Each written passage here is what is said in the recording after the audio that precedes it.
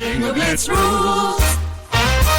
If your bingo has ads in it, That's not a bingo. if it doesn't have the coolest tournaments, mini-games, and the most breathtaking design, Nope, not a bingo. if your bingo moment makes you feel so excited that you just want to burst in joy and scream out loud, bingo! Sorry, so you're playing... Bingo Blitz? Now that's a bingo.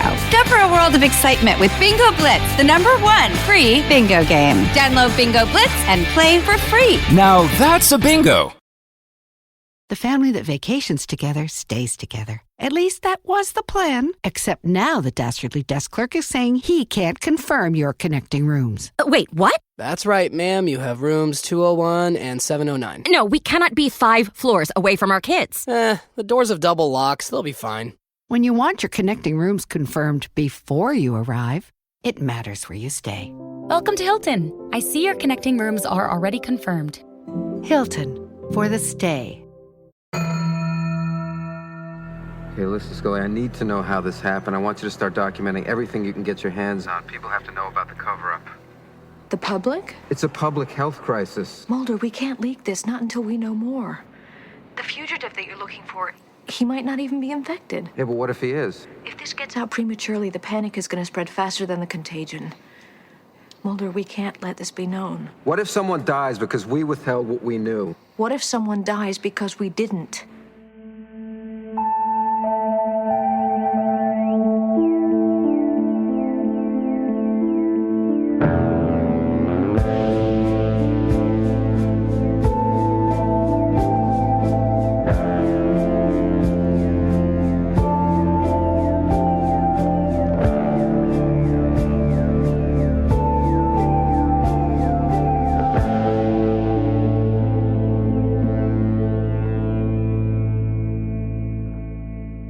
Hello. Sexual tension awards. Never. And welcome, question mark, to the X-Files. That's the eX-Files. A buffering, rewatch, adventure, where we're watching and discussing every episode of the X-Files, one by one, spoiler-free, unfortunately. Open bracket, quote, quiet sloshing, end quote, close bracket. No. I'm Jenny Owen Young's ex-wife of Kristin Russo, and I grew up watching the X-Files. And I'm Kristin Russo, and I am too grossed out to make a joke. I'm the ex-wife of Jenny Owen Young's. That wasn't a joke. That's for real. I've only ever seen 46 episodes, and I'll only ever see 46 episodes of the X-Files. My journey stops here. I refuse to turn on the show ever again, because today we're talking about Season 2, Episode 22, Emasculata. First episode in my history of podcasting that I only watched one time and then took notes on the script instead of ever looking upon it again. And you were right to do that. I, for some reason, watched it a second time and lived to tell the tale. You watched it a second time because your wife said that you were a little bitch for not doing it. And to that I say, Jess, I am a little bitch, and I will always hold true to my principles. Emasculata was written by Chris Carter, of course it was, and Howard Gordon, and directed by Rob Bowman. It originally aired on April 28th, 1995. Jess was like, don't let yourself be emasculated. Watch the episode. Wow. This is the one where, according to IMDb, as Scully investigates the spread of a deadly contagion at a prison, Mulder tracks down 2 escaped convicts infected with the disease. According to Kristin Russo, this is the episode of the X-Files you should not watch. Do not watch it. Turn around. Do not watch it. If you haven't watched it and you're considering watching it, do not. It's disgusting. You can listen to us, though. We're going to try to be less... I mean, I don't even think we have to try. There's no way we'll be as disgusting as the episode. No, I mean, that would be impossible. Special agent and producer LaToya Ferguson gives this episode a scary ranking of 2.3 out of 5 chances the men who escaped are infected, but a gross ranking of 5 out of 5, and included the editorial, I hate it, I hate it, I hate it.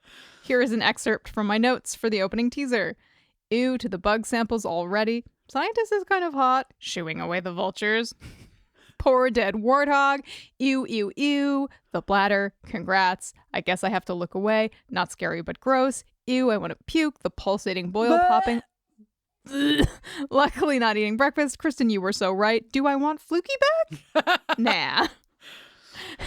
Then the theme music started and I wrote, thanks. I hate it. Speaking of Fluky, Jenny, we went to go get an ice cream cone just a couple days ago.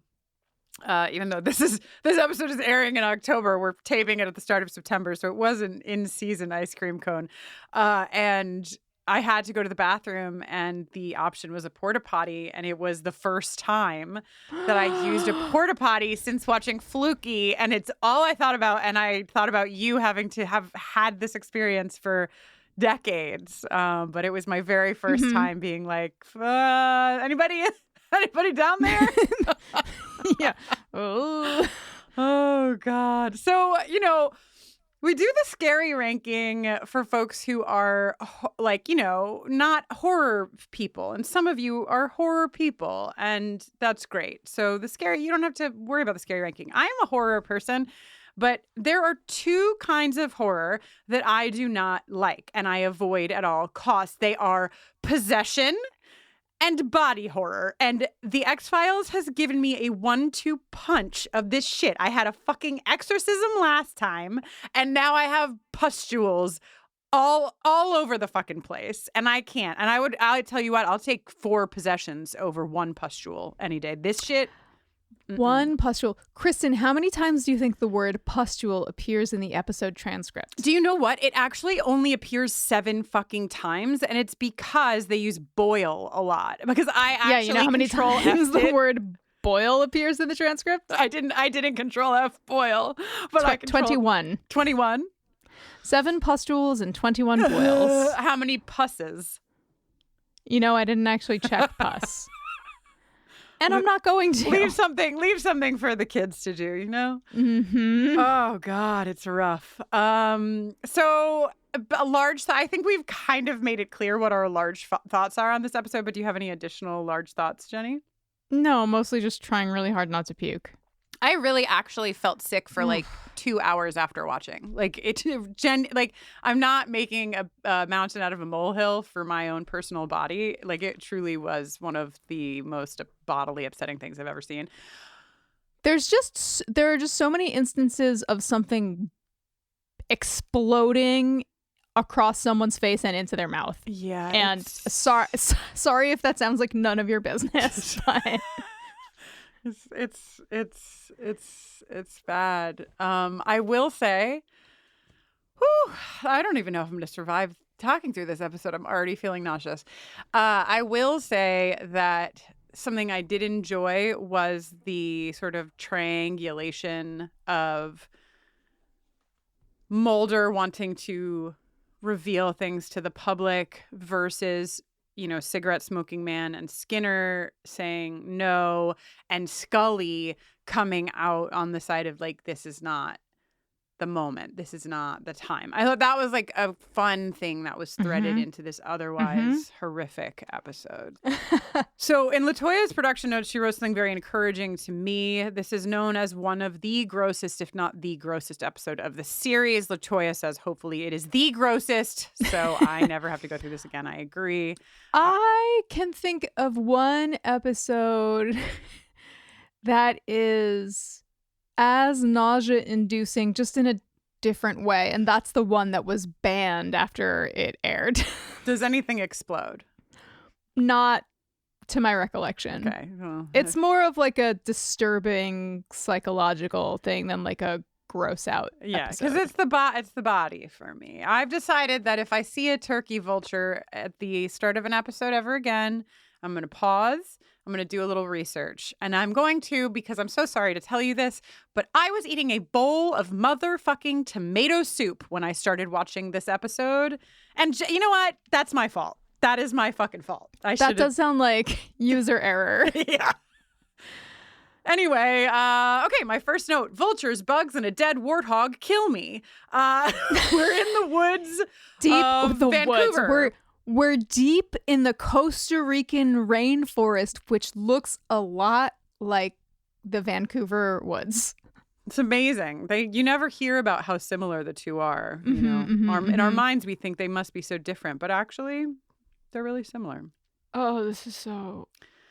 Okay, so awful. let's see how we can get around. Let's see if you search the transcript of our podcast episode. Let's try to keep our ratio under the X-Files episode transcript itself. There's a dead warthog. There's a scientist in the woods. He goes to see it. It is gnarly, to say the least. Yeah. And the pustules are a bubbling.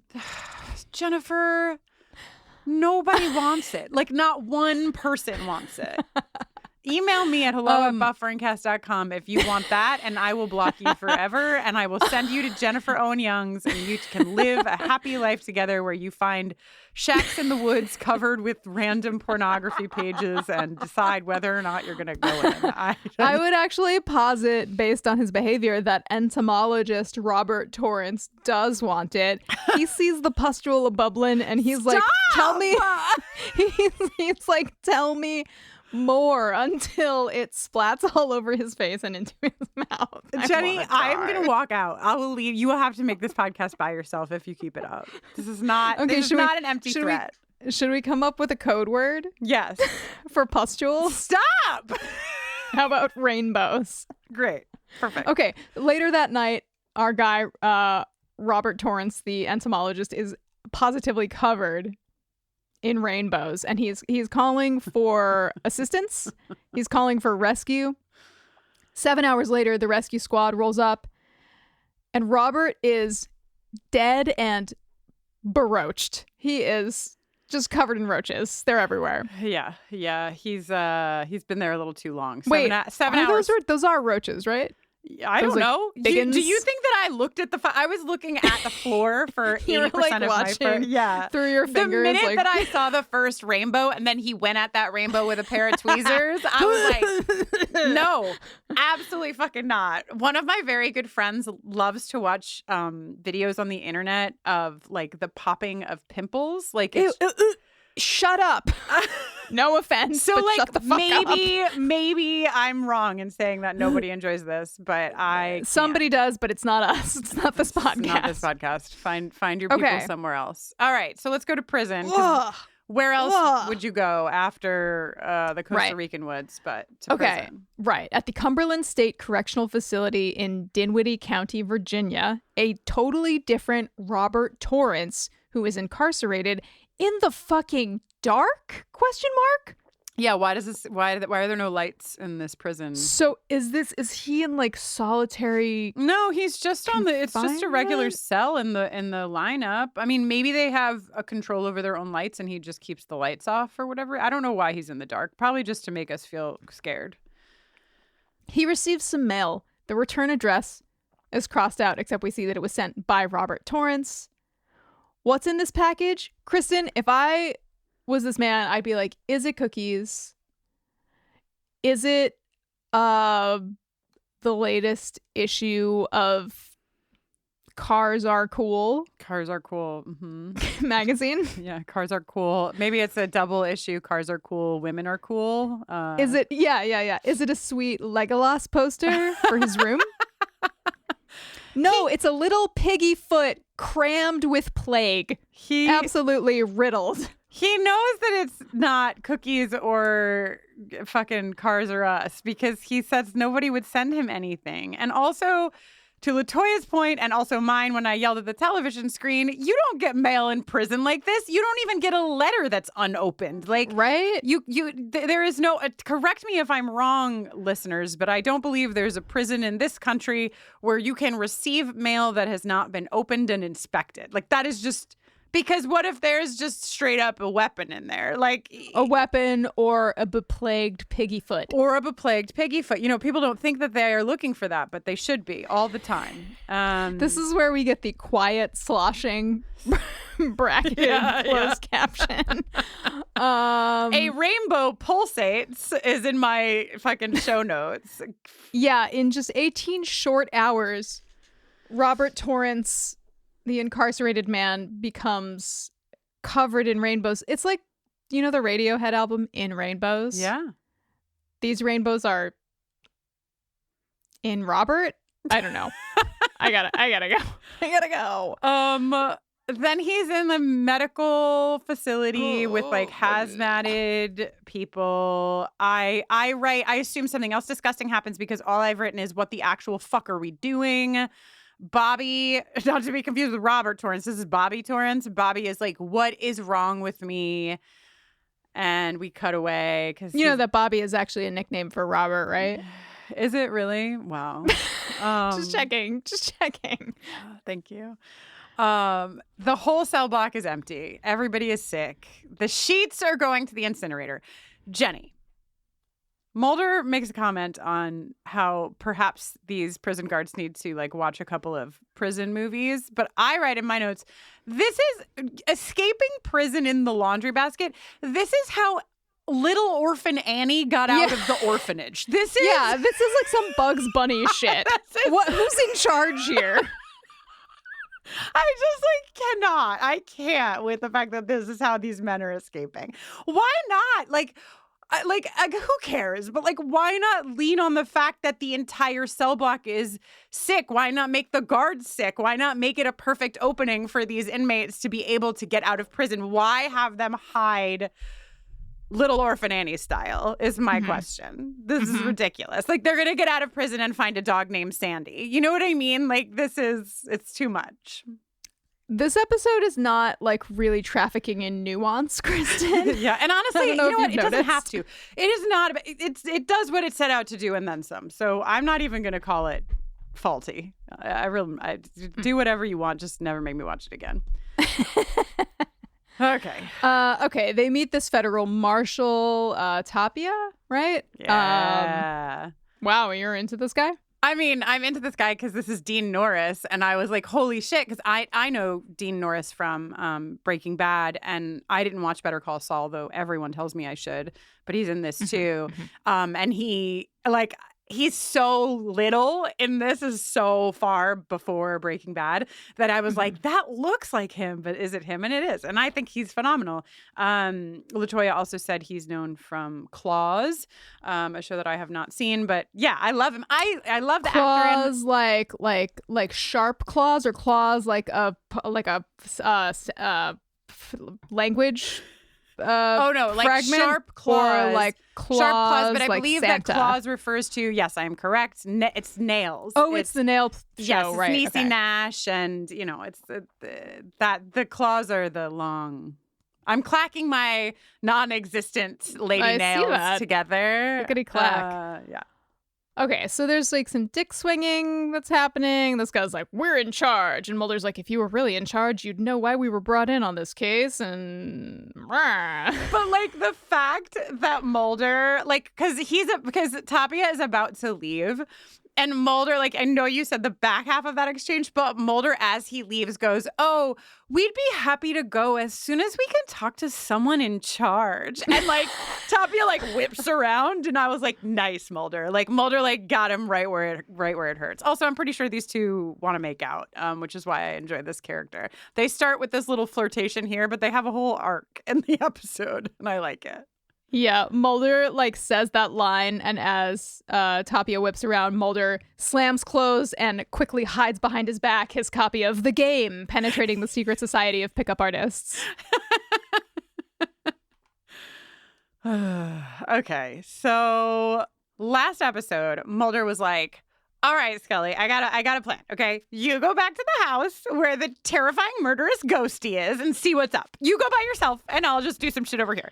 This episode, Mulder's like, okay, I got another idea. Scully, you go into the place where all of the guys are wearing hazmat suits, and I'll just like peace out and go hang out with Tapia. Like, I just feel like Mulder needs to meet. Doing a little like Dukes of Hazzard, Miami Vice action. I just feel like I would really prefer if he stopped sending Scully directly into death's way, you know?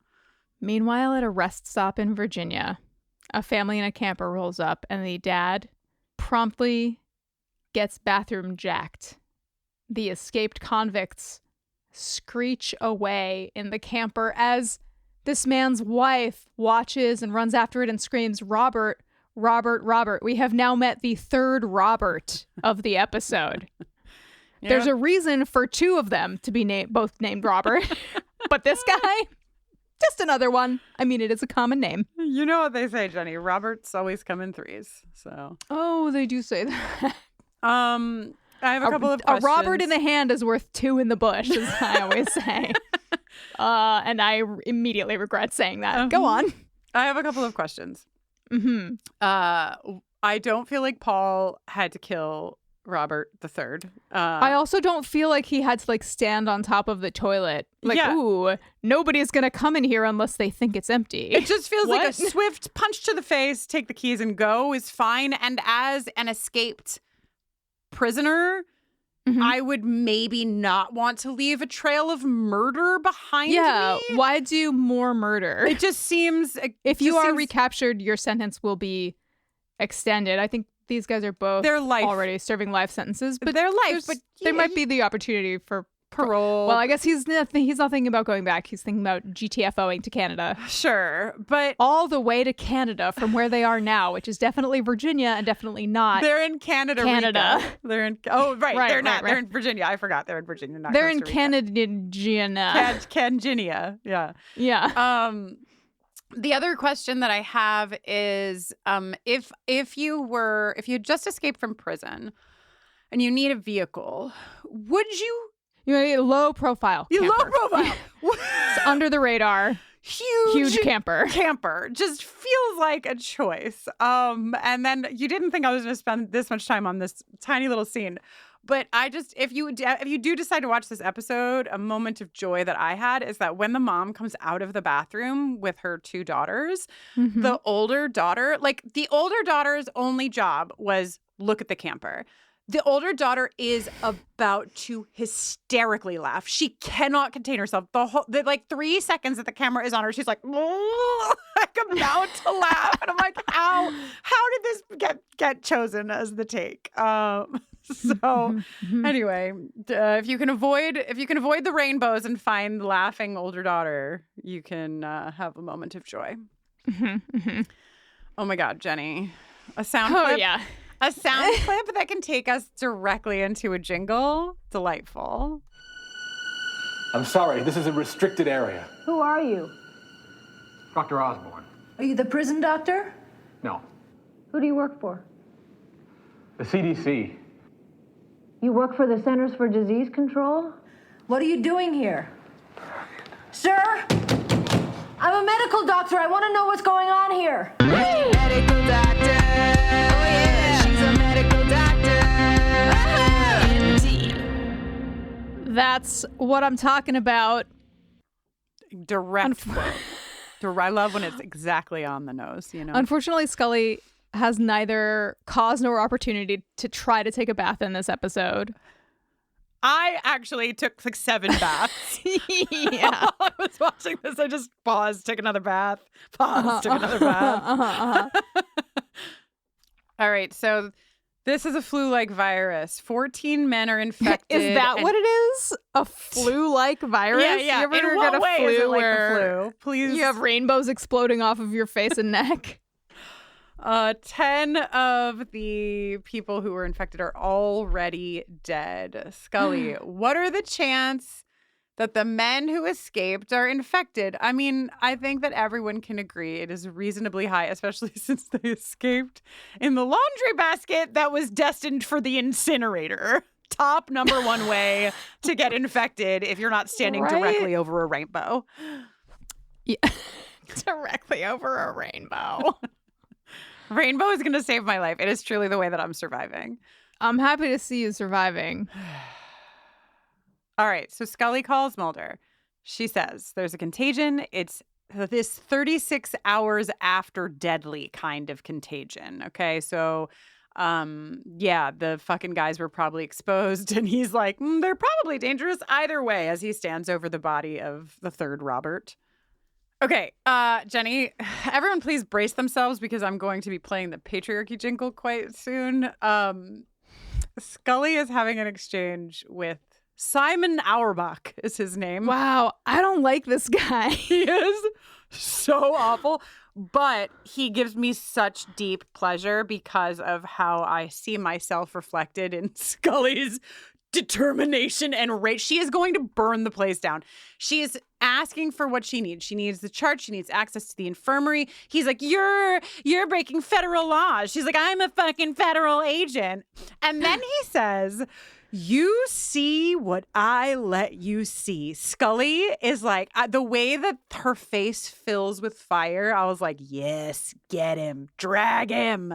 Please play the patriarchy jingle for all of us and Scully. Thank you so much. The patriarchy!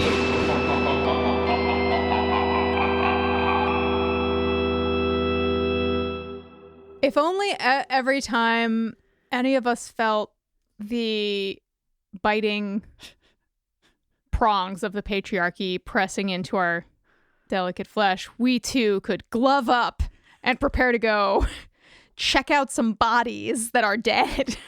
Honestly, like, if what the patriarchy does to Scully is have her put a goddamn mask and gloves on, I actually celebrate its presence. Kristin,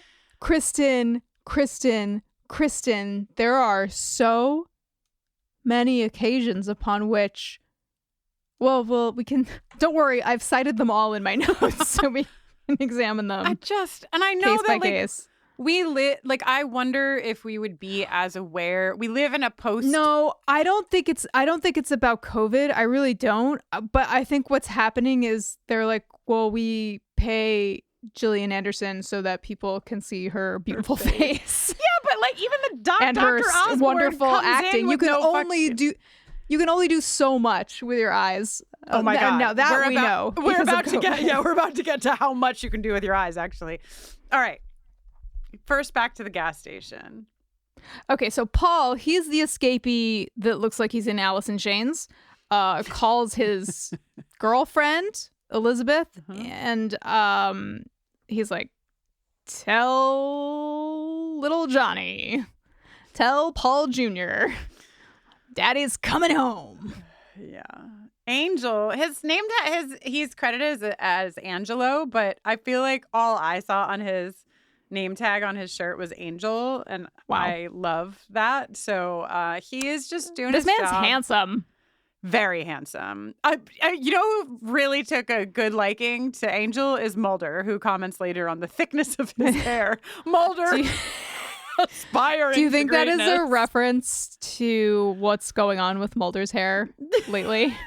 Yeah, Mulder's like, did you see the head of hair? Mulder's like, my hair used to look that good in season 1. Woo, those were the days. So he notices lush. that the camper has been out there for a long time, and he goes out to look, and he finds nobody around the camper, but Steve is the name of the writhing about on the bathroom floor, which is somehow very far away from being the most disgusting aspect of this episode. Also, I know, again, I can't tell you what I would have done in 2019, but I'm pretty sure that if there was a person with rainbows all over their face, I would not crouch down and get close to that person.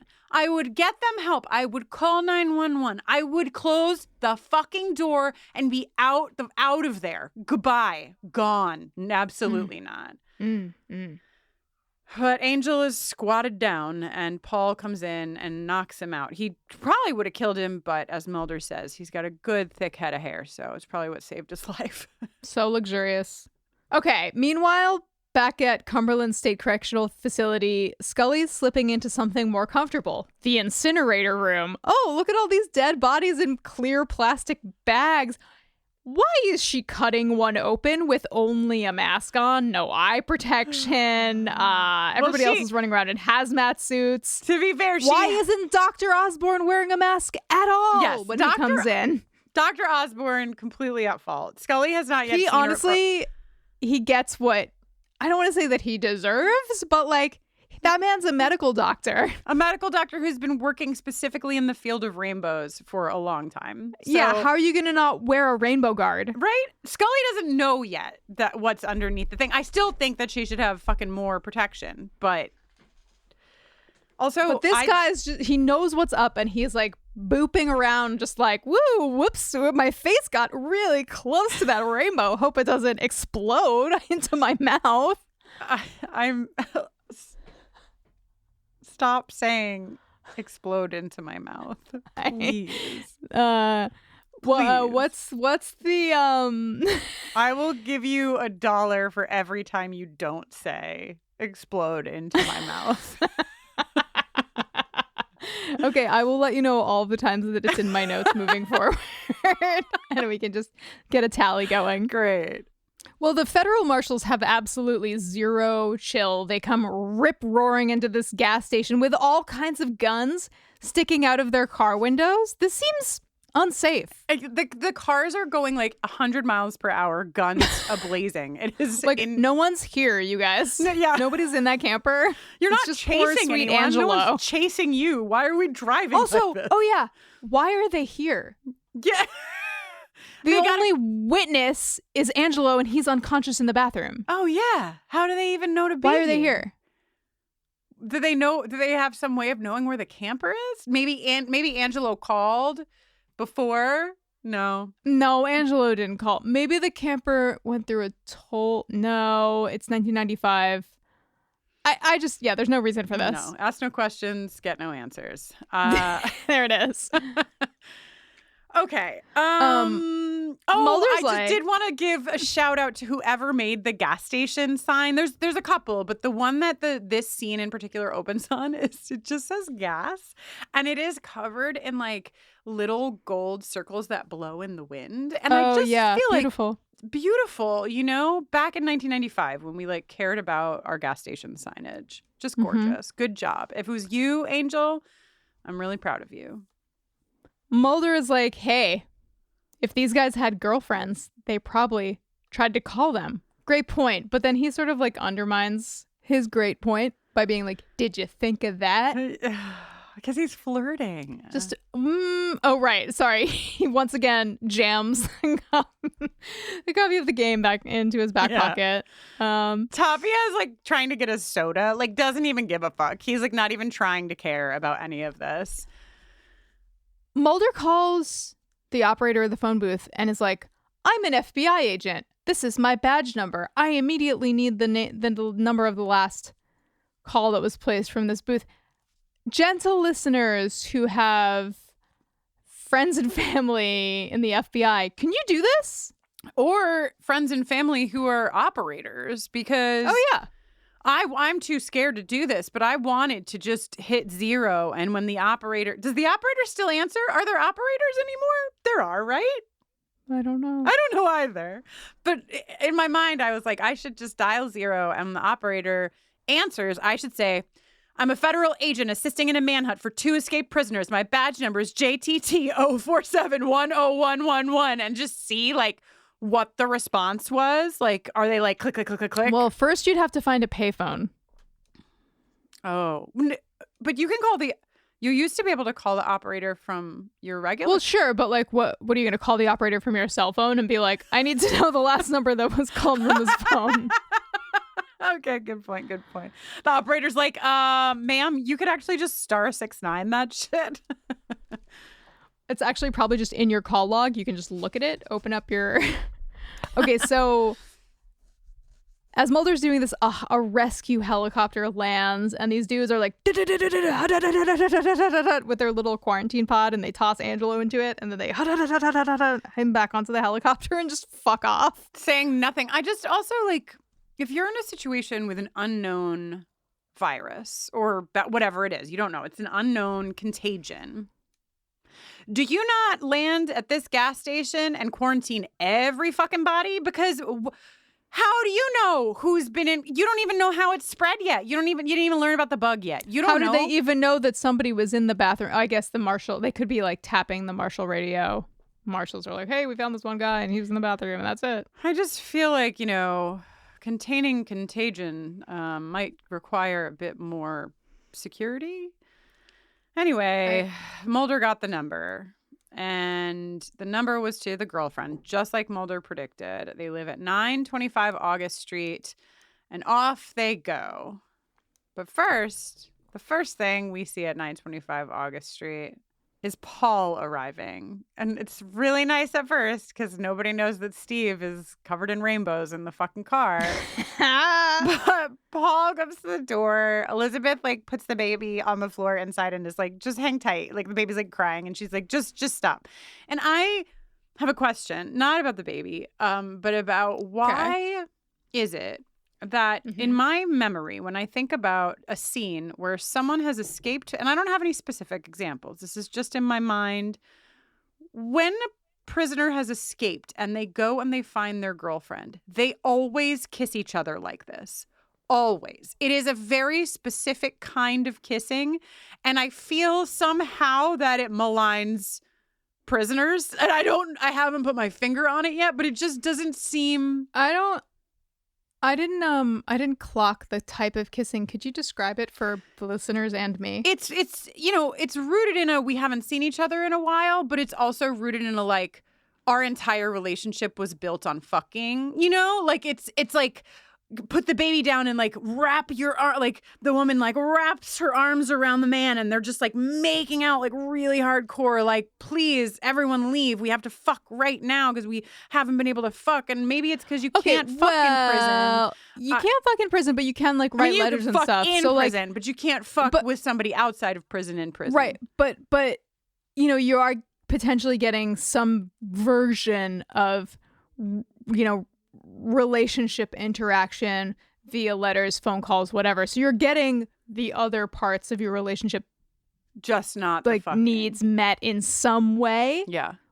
But you can't do this over the phone or in a letter. So maybe it's accurate. Listen, if you have escaped from prison, or I guess you don't even have to escape. If you don't have to escape. You could just get out. Be done. Get out of prison. Like, does this feel accurate to you of what you would do with your beloved upon return? Also, I want everyone who's listening to this podcast to know that for the whole time that I've been talking about prison, Jenny has been, to my eyes, I don't know what she's doing, but to me it looks like she's taking a Sharpie marker and coloring in her tongue and then making it go away and then coloring in her tongue again. And I've just been like really motoring through it and powering through for the sake of the listeners. But now, Jenny, I've had enough and you need to tell me what the fuck you're doing. I was wondering if you noticed. So I was this is a fountain pen. It's not a Sharpie, and it the nib is currently not, like, ink is not passing through the nib for some reason. And when I worked at a pen store, what we learned to do was dip the nib in water. But the thing is that, and maybe this is really goofy, but I have a glass of water that I'm drinking out of, and rather than besmirch and the ink that glass of water, I put the water in my mouth, like underneath my tongue in a little sort of like reservoir, and I was dipping the pen into it, and now you've outed me. At one point I looked up and you just had like a black stripe down the center of your tongue. Okay. So anyway, Paul really takes this sexy time and turns the volume all the way down because he's like, oh, by the way, Steve is here. We have to bring him inside. Elizabeth is like, okay. Yeah, this would really change the temperature for me. Yeah, I do not think they are going to have sex of any kind. And that should have kept Elizabeth safe. However, it doesn't. And I don't want to talk about it, but let's go to the incinerator room where Scully is pacing. That's where I always like to pace too, in the incinerator room. Oh, totally. I mean, it's the best place for it. She's just on the phone trying to get some intel on the piggy package, and then calls Mulder to let him know it was sent by Pink Pharmaceuticals. Did you say on the what package? The piggy package. Oh, piggy, but you did say piggy package. Okay, I was like, I heard piggy package. Yeah. But I knew it was pink, so I was like, did she say pinky package? Okay, piggy package. And once again, Scully's just hanging out unmasked in the room where all of the things that need to be incinerated are. Not smart. And then she finds a little bug in this open wound. When she, again, tweezers? Rainbows? No. As they get closer together, I am like hiding my eyes. There's so much that I didn't see in this episode, and I know it's my job, but you know what? I don't fucking care, you guys. Sometimes you got to take a sick day. Sometimes PTO. you got So, okay, she finds that bug because Mulder tells her she has to find out how it's transmitted. She's like, maybe this bug? Okay. Back to 925 August Street, where my notes are only no, Steve, no, nope, no. We'll let you do the fucking math, and because I'm not, and we're not, and you're not, and you can get another $1. I will give you $1 right here because I know that you've earned it, and you're gonna keep it to yourself. Good. Americans take about 20,000 breaths a day and spend an average of 90% of their time indoors. Get outside, you guys. But when you're inside, you should know that the indoor air that we breathe can be up to 100 times more polluted than outdoor air, according to the EPA.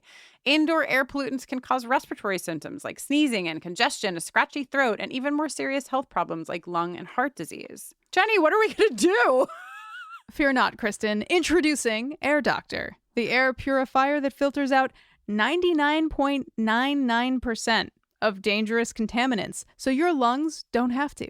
This includes allergens, pollen, pet dander, dust mites, mold spores, and even bacteria and viruses. Okay, great. Thank God, because really the first part of that had me very worried. I know. Air Doctor comes with a 30-day money-back guarantee. So if you don't love it, you just send it back for a refund minus the shipping. You just head to airdoctorpro.com and use promo code X-Files Rewatch. That's with the E. eX-Files Rewatch. You'll get up to $300 off of their air purifiers. Exclusive to podcast customers, you'll also receive a free 3-year warranty on any unit, which is an additional $84 value. Lock this special offer by going to airdoctorpro.com and use promo code EXFILESREWATCH. That's X-Files Rewatch. As a podcast network, our first priority has always been audio and the stories we're able to share with you. But at Realm, we also sell some pretty cool merch, and organizing that was made both possible and easy with Shopify. When you think about successful businesses like Aloe or Allbirds or Skims, an often overlooked secret is the business behind the business that makes selling and, for shoppers, buying simple. For millions of businesses, that business is Shopify. That's because nobody does selling better than Shopify. It's the home of the #1 checkout on the planet. And the not-so-secret secret that's definitely worth talking about is that Shop Pay boosts conversions up to 50%. That's more happy customers and way more sales going. If you're hoping to grow your business, your commerce platform better be ready to sell wherever your customers are scrolling or strolling, on the web, in your store, in their feed, and everywhere in between. Businesses that sell more, sell on Shopify. Upgrade your business and get the same checkout we use with Shopify. Sign up for your $1 per month trial period at shopify.com/realm, all lowercase. Go to shopify.com/realm to upgrade your selling today. Shopify.com/realm.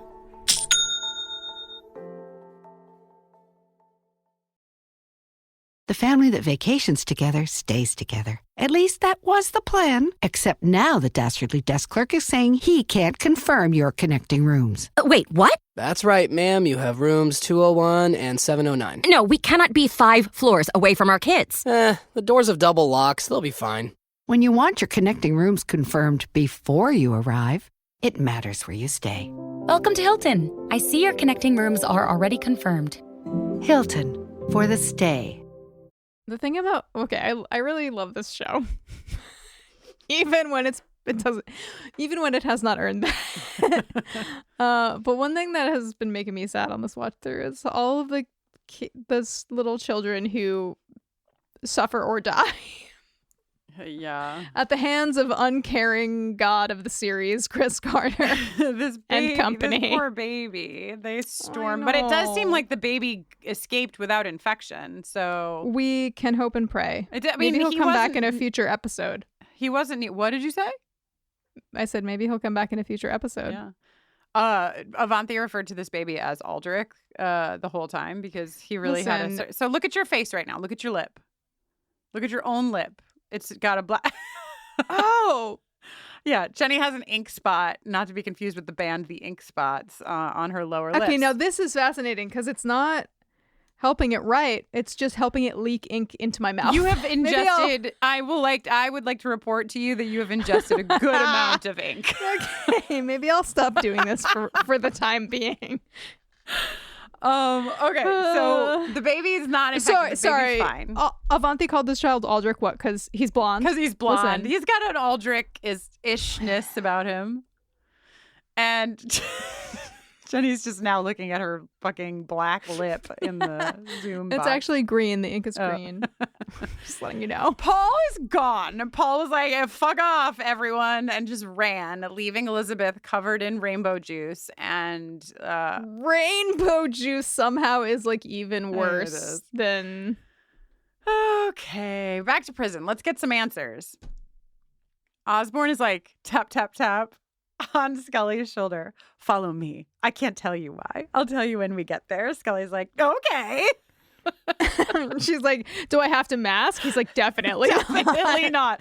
But check out this fucking rainbow on my neck, and pulls his fucking shirt Her open. face is so close to his neck. Are these people actually doctors is what I'm starting to wonder. Her face is so close to his neck now. Wait until he's about to die and the rainbow is twice its size. She would love to rest her fucking head on it. I don't understand what is happening here. He says, I have to confide in you. I'm infected. See my rainbow? The CDC has nothing to do with this. I work for Pink Pharmaceuticals. For some reason, it's so much more ominous because Pink is spelled P-I-N-C-K. It's spelled like Nick. That's the scary. Yeah, that's the scary spelling of Pink. P-I-N-C-K. Let's just hear doctors Osborne and Scully discuss what has happened here, because they're doctors, so they'll do a better job than us. Mm-hmm. We finance exploration of new species from the rainforest with potential drug applications. 3 months ago, a field entomologist disappeared in Costa Rica. Disappeared how? We're not sure. He just sent us some samples of an insect. Like this? I found this buried in one of the dead prisoners. Fascifaga emasculata. We were interested in it because of a dilating enzyme it secretes. Is this what caused the outbreak? No, not precisely. F. emasculata is a parasitoid, a bug that carries a parasite. In this case, a deadly parasite that attacks the immune system. The pustules are part of the natural reproductive cycle. They're full of the larvae that you see there in the scope. So the contagion only spreads when the pustules erupt. And the larvae that are expelled burrow into the new host. Agent Scully, you were there when the pustule erupted on me. Which means you may also be infected. Oh my God. Mulder just dropping by Skinner's office, this meeting that could have been an email. Mulder believes they've been misled. Mulder would have gone to Martha's Vineyard to tell this to Skinner, okay? No. Mulder believes they've been misled, possibly deceived. Siggy Man is just chilling in Skinner's office. Skinner says as he looks over to the fucking pile of smoke in the corner. Pile of smoke. Cigarette smoking man says, "What's the accusation, Agent Mulder?" One of the smuggest bitches has re-entered the chat, you know? Mm-hmm. That is the truth. So basically, cigarette smoking man is like, we don't tell people the fucking truth because of reasons, okay? We didn't know the truth about this. What we knew would have only slowed you down. Mulder's like, but innocent people could be infected. What you knew could have prevented that. Cigarette smoking man says, how? And then he sort of explains this other outbreak, right, that happened? Yes, in Sacramento. And they did not tell people because they needed to keep the public calm. Let's hear my personal favorite part of this exchange. You can't protect the public by lying to them. It's done every day. I won't be a party to it. How about you? You're a party to it already. How many people are being infected while you stand here not doing your job? This is the kind of sick burn that's so fucking sick and burny that you go out, you huff and stomp out to your car, and then you like go to buckle your seatbelt, but it catches, and then you pull on it like 50 more times, and then you're like, fuck my seatbelt. Bah! Do you think that like his seatbelt like not working is some kind of larger metaphor for the increasing danger that he is putting himself in, or is it just to express frustration? I think it's just to express frustration and to be the most relatable thing that's ever happened on this show. Yeah. I don't know. I'm pretty sure. Oh, no, I guess it wasn't 1995. I was going to say my first car, but my first car I had, I think, as a senior in high school. It had been my mom's car, and it was a Toyota Camry, probably a 94, though.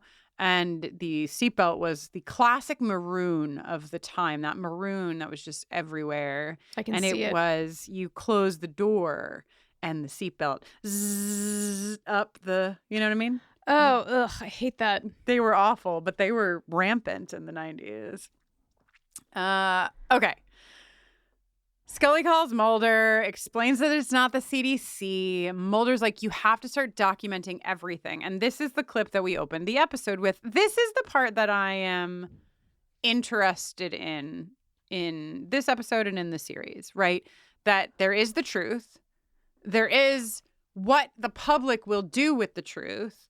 And there is like somewhere in here, there's a best practice, because the best practice is not always, I'm sorry, Mulder, but the best practice, I agree with Scully, is not always telling the full truth at the exact moment that you learn the full truth. Sometimes you need to have a plan. You need to have more information than you have at present. Like, you're dealing with a group of human beings who are incredibly diverse in the way that they will respond, in the things that they know and don't know. Probably the most recent example of this is the fucking pandemic, though I'm sure there are plenty of others that can be cited. People do wild things with information. And so I think that Mulder it's like noble to want to be like, everybody should know everything, but it's not the answer. And I think that like I'm hoping that the show goes further and further into that, because that's like a really interesting gray area. That's like a gray area that reminds me of like the Buffy gray area of like, there are demons, but are they all bad? And are human beings that aren't demons just good? Because that's not true either. Like, how do we actually operate in a world with the knowledge that we have, instead of just like saying, oh, you have the truth, you tell it. And so I think it's cool that Scully kind of comes out on the side, I mean, nuance, of course, but comes out on the side of cigarette smoking man, and Skinner probably more than anything else, just like, we can't just run to the press with this. We can't just go to the press with this. And, LaToya also had a note in her production notes, which I had a bit of a giggle about, where she says, rich boy Mulder thinks he's bucking against the system because of the X-Files, ignores that he is very much the system to his core. Another big point that I find very interesting about the X-Files. Mm-hmm. Okay, back to the fucking romance of Scully and Osborn. Okay. When when it's time, when things you want to take things to the next level, and you're like, how do we've been together here quarantined for a while and starting to feel a little stale. How can we spice it up? I know. Let's tape a box onto your flesh that has a little plague bug in it so we can find, hard quotes, find out if you're infected. She's still not wearing a mask. She's not. I really like hanging the out bug with the rainbowed Osborne. Yes, what? I really like the bug in a box taped to her arm as like a diagnosis tool. That was like very enjoyable for me. Didn't bother me at all. Fine with it. Yeah, it really feels like it comes from the same school as like we must leech. Leech. Yeah, exactly. Okay. I write in my notes when we go to the county hospital, is Hostel 17 anywhere in here? Because Elizabeth is in like quarantine ? But it's just a white box with glass on like two sides and a chair. Yeah, no bathroom that the eye can see. I have a question again for our FBI friends. Is this real? This is supposedly just in the Dinwiddie County Hospital, so I don't know, like... Well, maybe the FBI or the CDC brought in a special little... It's a pop-up. Travel quarantine box. Yeah, quarantine pop-up. Elizabeth asking the questions that really are hurting Mulder's little heart. If everything that you're telling me about this outbreak is true, why isn't it on TV? How come they're not telling everybody? Mulder says it's not his decision, and Elizabeth says, well, whose decision is it? You knew about it, and you didn't say anything. Why should I tell the truth if you won't? Wow, Elizabeth. Zing! Gone too Mulder soon. did not like that. Mm-hmm. But then eventually she's like, yeah, we were going to take a bus to Toronto, so that's probably where he is, getting a bus. Also, she specifically says a 10 p.m. bus to Toronto, but when these fools eventually arrive at the bus depot, they're like scouring the whole place, looking everywhere. I'm like, do you guys want to start on the fucking 10 p.m. bus to Toronto? It's where you should be. Paul and his rainbow buy a bus ticket by themselves. He's going to go to Toronto without a passport? Was this something you could do in 1995? Oh, you know what? I don't remember. You probably could, because I went to St. Martin in the early 2000s with no passport. But also maybe that's different. I mean, I do understand that Canada is different than St. Martin fundamentally, but maybe there's a geographically. Geographically. So in the transcript, one of my favorite parts about reading the whole transcript, which I don't normally do, I usually just use it to pull things out of. The transcript says when he gets to the bus depot and goes to get his ticket, the transcript reads, the woman at the ticket desk is rightfully nervous at the hacking, coughing, sickly man in front of her. She's me. She's like leaned 40 feet back, like, one ticket to Toronto. That's actually free, sir. No charge. Here you go. Here's your fucking ticket. I don't want to touch anything you've touched. Osborne collapses after he takes the bug off of Scully. And she's like, she's singing over the rainbow as she gets closer and closer to this man. I can't stand it. I need you to help me. What do you want me to do? He's like, I would like for you to touch my rainbow. Oh, Rainbow has given me incredible power and freedom. Yeah, I'm seeing that. So after she says, what do you want me to do? We like cut and he's in a box. This, for some reason, made Avanti laugh so hard. She couldn't stop laughing. And I was like, why are you laughing? And she's like, I don't know. He just looks like he's in like a baby, like a little baby incubator, but he's like a grown man. It like really tickled her. He says he has a secret that he doesn't want to take to his grave. People have a right to know. We have a song about that in Once More with Feeling, Jenny. We do. If your test comes back negative, you have to tell them. She's like, tight, cool. I'm going to go finish the blood test. She, for the first time in at least 30 minutes of this episode, which is hours and hours and hours of like X-Files timeline, she finally puts on a mask for 30 seconds so that she can test her blood and then rip it off dramatically to indicate to us, the viewers, that her test is negative. Oh, we also missed. I really wanted to take a moment and shout out Gillian Anderson in the scene where she first cuts open Bobby's body bag, like the plastic, because she cuts it open and then it cuts to her face as she sees his face, and the eyeball acting is absolutely the most intense eyeball acting I've ever seen. She puts her entire effort into letting her two little eyeballs show us all the horror because the rest of her face is covered, thank God for once, with a mask. Okay. A second little boy has entered the chat. This one old enough to ride a bus by himself. Every parent's worst nightmare, that the first time you send your little boy on a trip all by himself, he's going to fucking board a bus with a man covered in rainbows. I mean, stop it. You hate to see it. While this is happening at the bus station at the Cumberland State Correctional Facility, Scully is once again chatting with Auerbach, this piece of shit, this absolute irredeemable sack of garbage. Dr. Osborne has died and is getting incinerated. And Auerbach tells Scully, this was unavoidable. And she is like, we'll just see what the public has to say about that. Oh, God. And he's like, no one here will corroborate your story. Listen, pal. I really hope that a rainbow pops on Auerbach. Sorry, but that's what he deserves. Also, 36 hours has not passed. They probably just killed Osborne, right? Like, did he really succumb that fast? I think he did. It wasn't 36 hours. It's within 36 hours. Oh, I see. Robert Torrance, both of the Robert Torrances died quicker than that. True. You know, New York Times makes these 36 hours in a city guides. They would be really useful for the infected. Just whatever city they're in, they could really make the most of it. Oh, yeah. Just get out among the people really quick before you succumb. Yeah. All right. So Scully has changed her tune.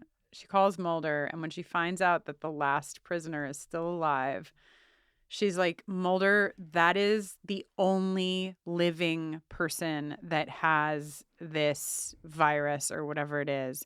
If you don't get him to say something, if you don't get him to talk, we have nothing. Mulder throws his tie over his fucking shoulder, goes to his boyfriend Tapia and is like, I've got a plan. I'm going to get on the bus in my plain clothes so that I don't cause a panic. And I'm going to get him off. I'm going to put my gun behind his head and then clear the bus just like that. Narrator's voice. He did not. Yeah, he tries. But it simply doesn't work out, Kristin. Are you mad at me? No, I was just pausing to let you talk more. Yeah, the timing is all wrong. Paul's in the bathroom when Mulder gets on the bus. It's a real Shakespearean. It's a French farce, rather. Yeah. And what ends up happening, thank God, is Mulder clears everybody off of the bus.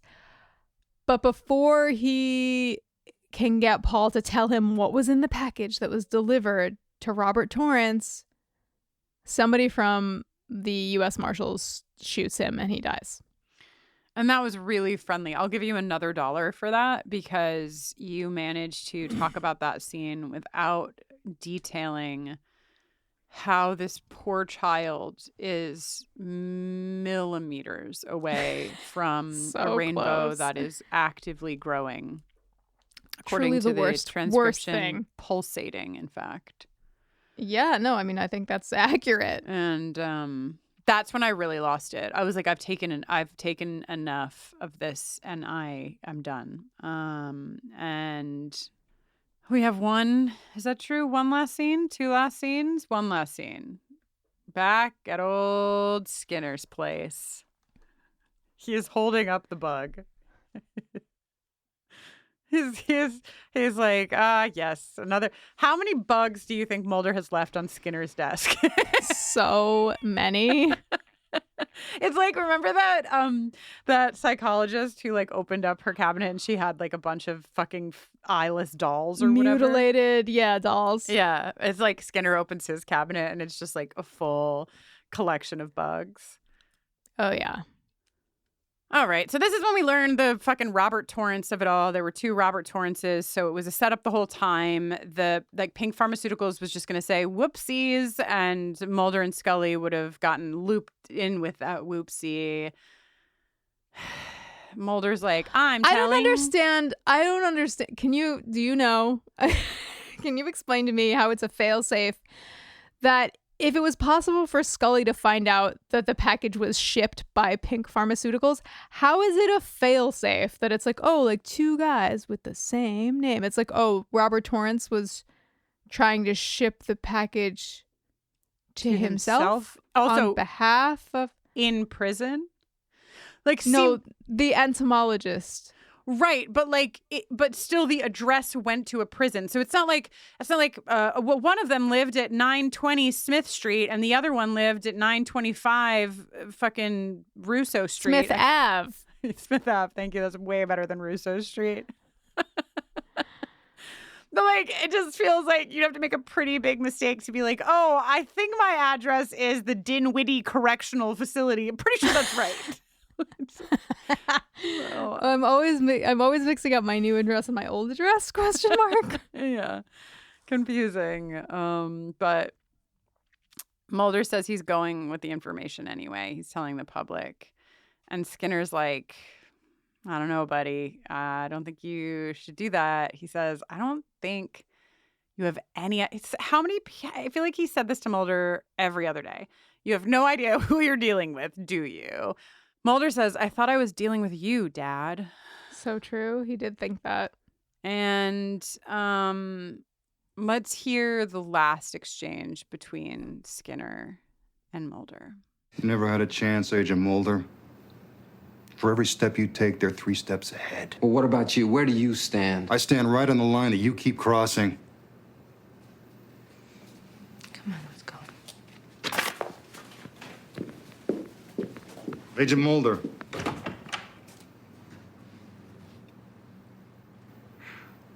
I'm saying this as a friend. Watch your back. This is just the beginning. Okay. Where do you stand? I stand right on the line that you keep crossing is from porn. That is porn dialogue. Do you have more to say about that? No. Just that's it. That's the whole thing. Okay. That's just what? Yeah. Did somebody forget what they were writing?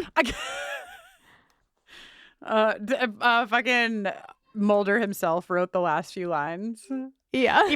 Mulder wakes up on his couch after this. It was just his fever dream after his most recent porn viewing. No, Mulder wakes up on his couch having fallen asleep there typing up Mulder and Skinner fanfic on his laptop. Oh, I wish that we could allow for sexual tension words to come into this episode, because I will say that I think that both Tilapia, what's his name? Tapia and Mulder and Skinner and Mulder have something going on. There's probably some tension with cigarette smoking man. But you know what? I'm sorry, it's null and void, because if any episode of this show contains more than 0 rainbows, no sexual tension is permitted. Okay? This episode knows what it did. Oh, which actually, I'm glad you said that, because I would like to just read 2 quotes from Chris Carter to let you know how he feels about this episode. Chris Carter, I think we work well together. Having Rob Bowman as a director made it delightful. I would like to see a still from Emasculata with the quotes as though the New York Times has said them. Delightful, Chris Carter. And then the look of that episode was wonderful. Wonderful. Sir? Oh, yeah. What? I have questions, but there are no answers. You can ask safer questions if you come with me now. Where? To a land of amethyst. And you know what? There's a lot of crystals in here, but there's not a single fucking rainbow, Jenny. I'd love to hear it. Take me away.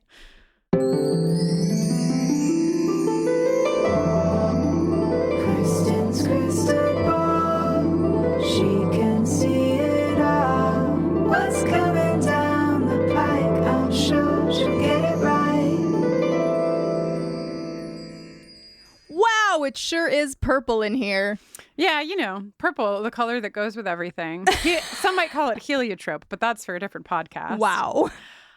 Jenny, I've got a couple little emails for you in this crystal ball space. You've got maybe a question for me, and I also have a dream. Though I don't think you're gonna. It probably will be categorized as none of your business, maybe, but we'll find out. All right. Well, let me ask you first. Right at the top here, get this out of the way. Important question. Mm-hmm. Do you think we're ever gonna see this little bug again? The bug that lives inside of the rainbows? Uh-huh. No, I don't. Do you think we'll see other plague-like pests spreading their pestilence? Is that where pest comes from? Oh my God, pestilence? Maybe. I think also mortar and pestle. So pestle probably means to like pest probably means to squish or something, you know? And so you want to like squish. I don't want to squish a pest. Just for the record, I'm a bug saver, a notorious bug saver, Kristin Russo. However, this bug I would probably squish.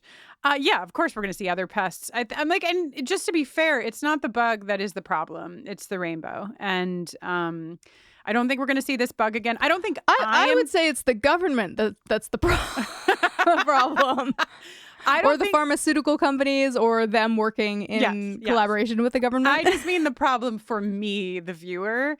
So I know, me and my crystal ball know that I'm never going to see this particular bug again, because my crystal ball told me that it would warn me in the future to not Your crystal ball has your back. Yes, exactly. Crystal ball has my back. But yeah, there's going to be spiders. There's going to be snakes. There's going to be cockroaches. There's going to be all sorts of fucking pests around this place. What do you think the next significant to the plot pest will be that we encounter?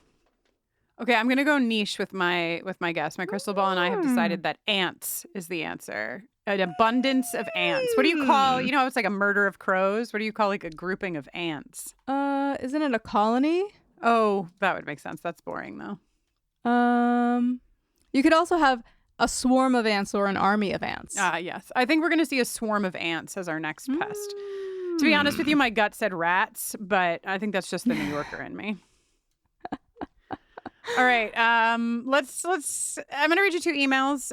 We got a little FBI email and one from far back, but I feel like, especially seasonally. I mean, you know, the X-Files is kind of like a horror adjacent show, so we're always in a horror bin with this show. But we're frequently horrified. Yes, but we are also in the month of October, and our listener Marley wrote in towards the end of September. Marley was a little behind on the podcast, so had just listened to Sleepless, which, if you don't remember, is the episode that starred Tony Todd. And so I thought I would share with you all. Marley wrote in that there is a film called Horror Noir, which is focused on Black actors in horror movies, and Tony Todd is one of the many folks featured in this documentary. And so I am very excited to watch this film. 'Tis the season for horror, and I'm very excited to hear what Tony Todd has to say in the film, as well as the many, many other actors who were featured. I mean, just Jordan Peele is in this film, Rachel True, there's Tony Todd, Richard Lawson, Kelly Jo Minter. There's a whole bunch of human beings in this doc, and it looks really cool. So I will be watching it, and I think you should too. And the second that sounds awesome. Yeah, right? Yeah, that sounds really cool. Yeah. Kristin, you just reminded me, because we're in the month of October, you know, we used to have a segment on Buffering the Vampire Slayer called Spooky News, and it just made me think right now, do you think that when Mulder sends a suggestive or risque photograph to a potential romantic interest, that it would be classified as a spooky nude?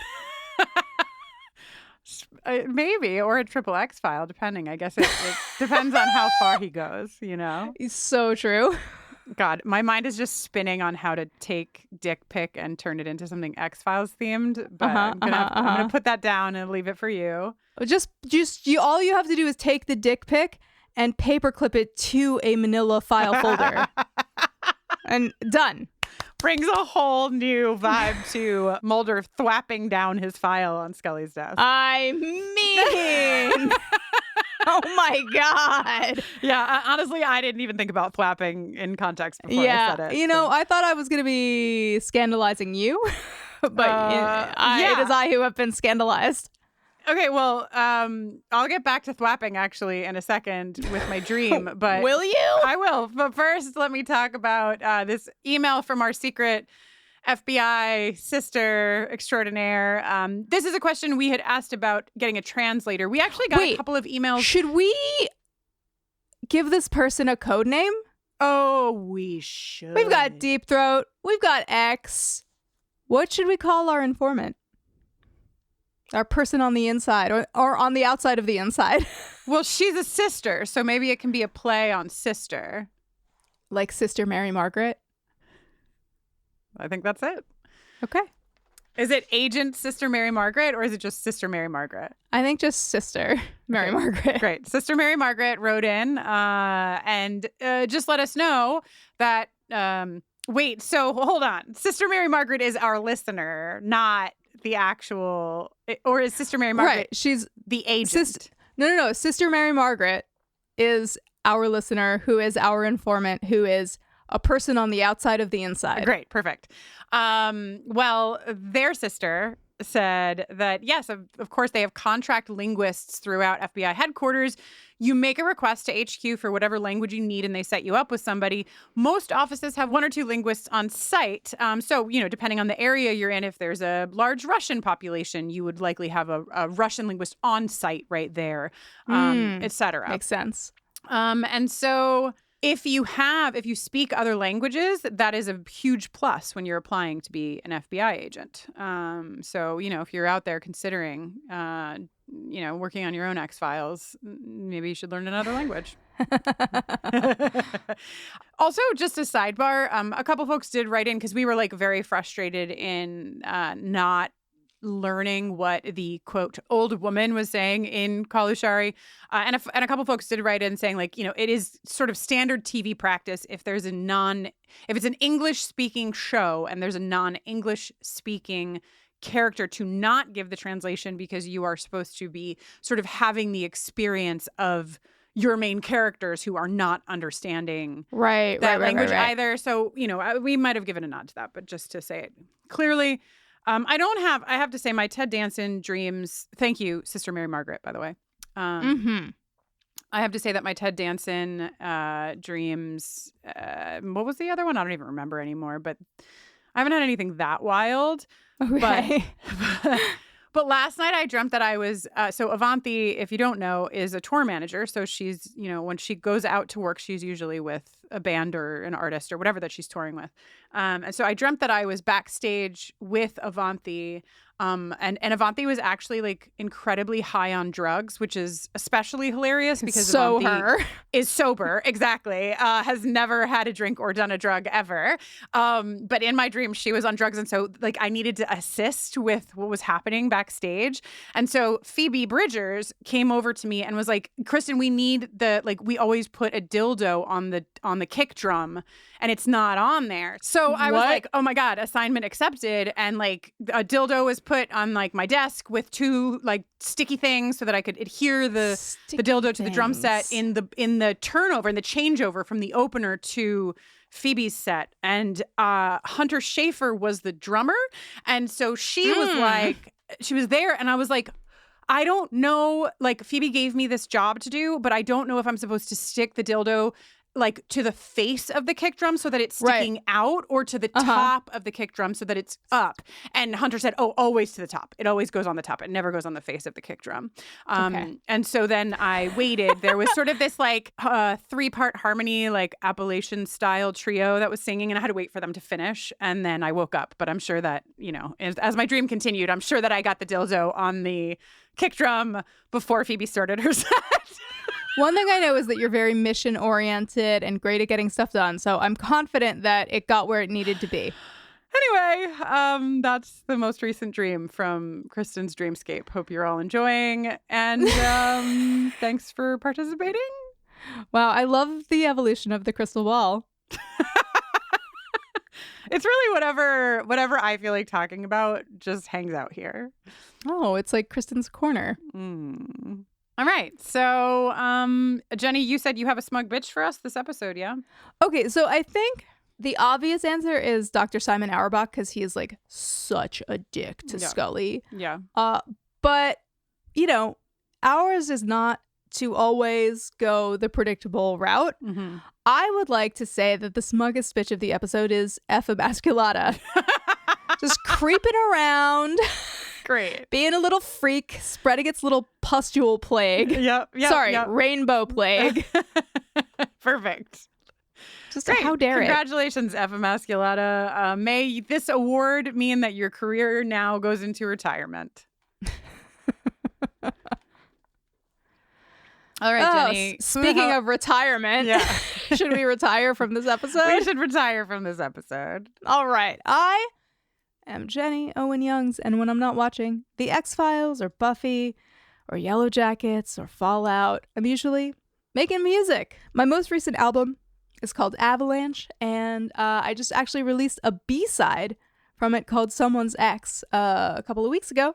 You can find that song, that album, and everything else I've ever recorded on streaming services, and you know, some of those things can be found at your local independent record store. And hey, give me a shout at Jenny Owen Youngs on socials. I'm Kristin Russo, notably someone's ex, the ex of my best friend in a plot twist no one saw coming.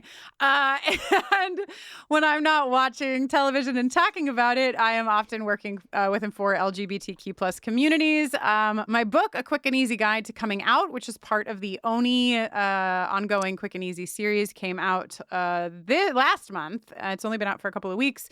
Very excited about it. You can find out about everything that I do, including about that book, by just going to my website, KristinNoeline.com. That's KristinNoeline. And you can use that spelling to find me on social media. Buffering a Rewatch Adventure is on socials at BufferingCast. You can email us at hello@bufferingcast.com or write to the Crystal Ball at crystalball@bufferingcast.com. You can support us on Patreon. We have just dove headfirst into the wilderness, returning to Doom coming. We are covering... That's one woman vocalizing eerily. We are covering season 2 of Yellow Jackets because we know we are simply within spitting distance of season 3 returning to us. So join us there. We've got some really fun movie watches happening as well, where we sort of themed them around the main characters of Yellow Jackets. So tomorrow night, Saturday, we're watching Casper, starring a much younger Christina Ricci. And Devon Sawa, right, is the friendly ghost himself. I think so. Yeah, I've never seen it. I can't wait. Me either. Wow. Jenny. We were too cool, I think, when Casper came out to see Casper.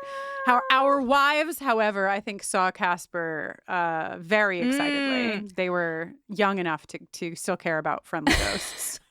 Actually, my stepdad just reminded me that when he and my mom first got together, I guess Casper must have just come out. And he got some kind of Casper toy at Pizza Hut, and he gave it to me, and I was like too old for it, and I was like, "Yeah, thanks a lot." I gave him some rude, late junior high, early high school appropriate response. Was such a dick. Sorry, I only really fucking mean and murderous ghosts because I'm now too old for friendly ghosts. Friendly ghosts need not apply. But yeah, come join us. Patreon.com/bufferingcast. And, while I'm here, I should tell you, if you were anywhere near the DC area, come hang out with us. We're going to be there in fucking 10 days. We're going to be in DC with our Halloween Hootenanny. Costumes have been acquired. Apples have been acquired to be bombed. Special guest Joanna Robinson has been confirmed. Yeah, it's going to be a hoot and a nanny. Bufferingcast.com/live. You can find out all the details. This episode was produced by Kristin Russo, Jenny Owen Youngs, and LaToya Ferguson with support from our consultant, Mackenzie McDade. It was edited by John Mark Nelson. And till next time, the status of this X-File is positively covered in rainbows. Delicious.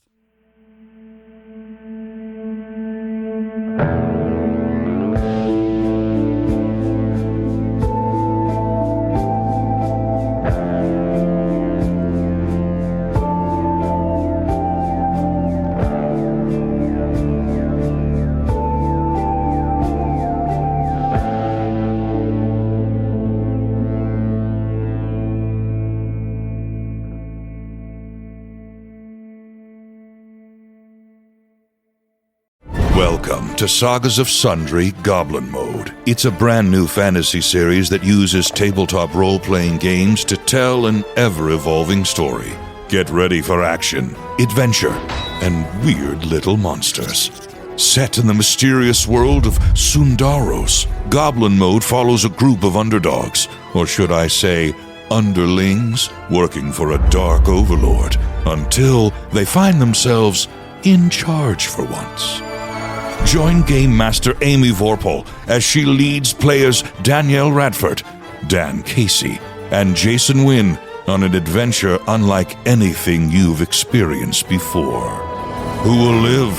Who will die? Sagas of Sundry, Goblin Mode. The adventure begins September 9th. Join Geek and Sundry and Realm for Sagas of Sundry Goblin Mode. Listen on Apple Podcasts, Spotify, or wherever you get your podcasts. Nowadays, trends and news cycles change faster than we can blink. But there are some things that withstand the test of time. And if you're looking for a connection to something timeless, and maybe also a glimpse of life at a slower pace, I believe everyone can relate to the very human experiences explored in Jane Austen's novels. And that's where I come in. My name is Alison Larkin. I'm a writer, comedian, and narrator and host of the Jane Austen podcast with Alison Larkin. I spent a lot of my childhood in the part of England where Jane Austen lived and wrote, and now that I live in the States, nothing gives me a sense of homecoming quite like narrating her books. On this show, you'll listen to award-winning narration. I'll give myself a pat on the back for that.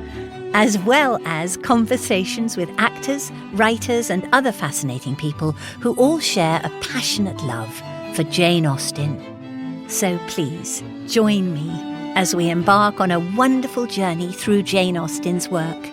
Be sure to listen and subscribe to the Jane Austen podcast with Alison Larkin, wherever you get your podcasts.